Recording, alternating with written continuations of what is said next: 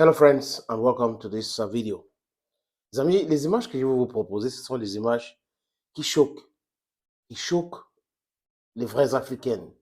Les Africains conscients, les Africains qui veulent le développement de leur continent, les Africains qui en ont marre quand même de ces genres d'images.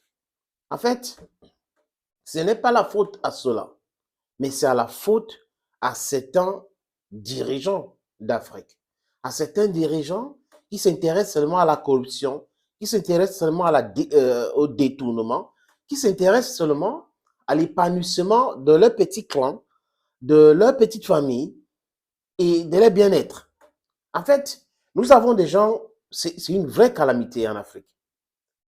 L'immigration, c'est pas mauvais. Les gens doivent partir d'un coin à l'autre.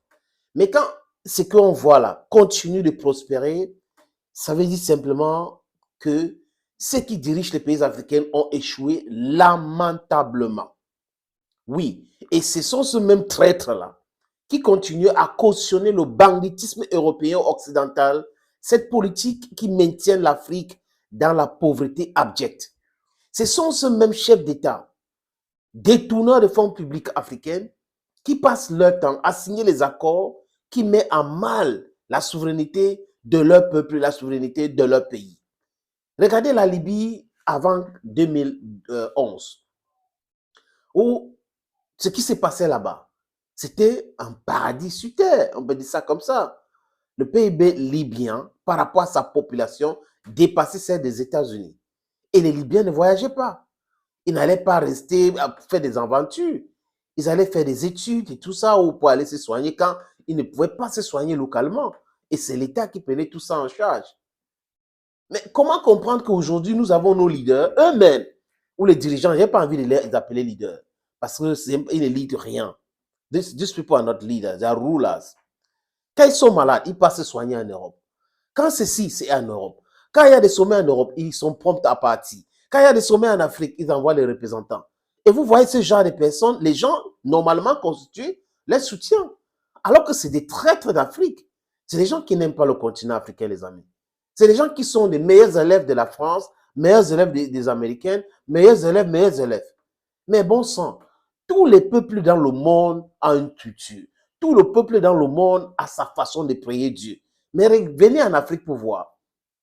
C'est un conglomérat des églises partout qui pullulent. Tout le monde prie, tout le monde chante. En Chine, c'est différent. En Russie, c'est différent. Aux États-Unis, ils ont leur façon de faire. Au Royaume-Uni, et en Suisse, ils ont leur façon de faire. En Italie, ils ont leur façon de faire. En Arabie Saoudite, au Qatar, ils ont leur façon de faire. En Irak, ils ont leur façon de faire. Au Japon, ils ont leur façon de faire. Et vous allez voir des gens qui n'aiment pas l'Afrique, qui vont venir vous expliquer que c'est normal ce qui se passe en Afrique. C'est la cacophonie totale. Et toutes ces choses-là concourent à nous dérouter, concourent à nous maintenir dans la pauvreté, concourent à nous maintenir dans le désordre. Et les conséquences, c'est que nous avons les dirigeants corrompus, infiodés, nous avons des vassaux ici en Afrique, les laquais qui ne veulent pas développer leur pays. Regardez nos pays après les indépendances, 40 ans, 50 ans, 60 ans après l'indépendance. On n'arrive pas à produire ce que nous mangeons. On produit le cacao, le café. C'est d'une stupidité que vous ne pouvez pas imaginer, les amis. Nous produisons ce que nous ne mangeons pas. Nous produisons pour vendre aux autres. Conséquence, ils nous dictent leur prix. Ils nous dictent leur prix de ces matières-là. Et quand ils finissent, les produits finissent, ils dictent encore leur prix. Et nous sommes où là? Depuis que Kwame Nkrumah avait pensé toutes ces choses-là, on l'a enlevé au pouvoir. Aucun chef d'État africain ne songe à réfléchir comme ça. On a même vu une vidéo virale du président gabonais qui soutenait le bombardement de la Libye en 2011. Il a soutenu cela et il essayait d'expliquer. Regardez la situation de Gabon aujourd'hui. Lui, il veut mourir au pouvoir. Et c'est lui-là qui donnait des exemples à Gaddafi. L'Afrique centrale, c'est la catastrophe. La plupart même des pays d'Afrique aujourd'hui, c'est une catastrophe totale. Ces images font honte, les amis. Les images que vous voyez là, c'est pas c'est à Lampedusa. Je vous montre ces images en parlant en même temps parce que c'est sérieux. Nous ne pouvons pas accepter que les enfants d'Afrique soient malmenés comme ça tous les jours.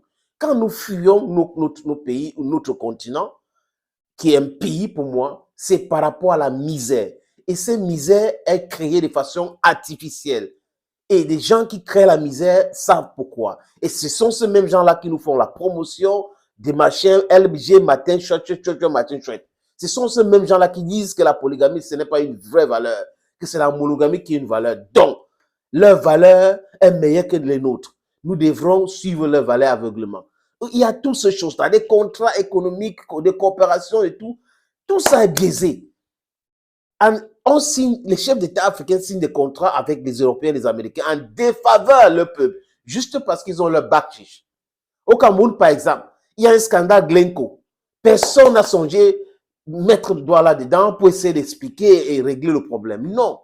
Personne. Regardez le Congo, regardez le Gabon, regardez le Cameroun, regardez le Tchad, regardez.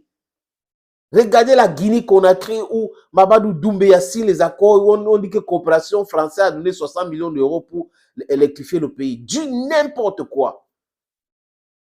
Et ça continue comme ça. Et les gens vont continuer à fuir pour que les élites corrompues, compradors, restent au pouvoir, continuent de spolier les biens communs à leur faveur et continuent à expliquer aux gens comment ils sont envoyés par Dieu pour rester là et détruire le continent africain.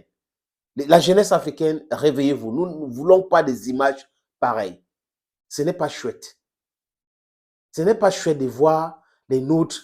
C'est-à-dire que on doit voyager. On doit voyager dignement. Mais commençons par revoir les accords coloniaux. Commençons par recadrer tous les différents contrats signés par des sociétés qui pillent le sous-sol africain avec l'aide des Bazoum, l'aide de Ouattara, l'aide de Paul Biya, l'aide de Sassou Nguesso. On peut citer tous ces chefs d'État-là qui sont là depuis la nuit de temps, qui ne veulent pas partir, et d'autres qui viennent d'arriver, mais qui ont pour seul projet de s'éterniser au pouvoir, qui ont pour seul projet de mettre les progénitures pour les remplacer, qui ont pour seul projet de voyager, de se soigner à l'extérieur, de faire des trucs comme ça. Ce n'est pas normal. Tous ces noms que j'ai cités peuvent changer. Ils peuvent devenir autre chose.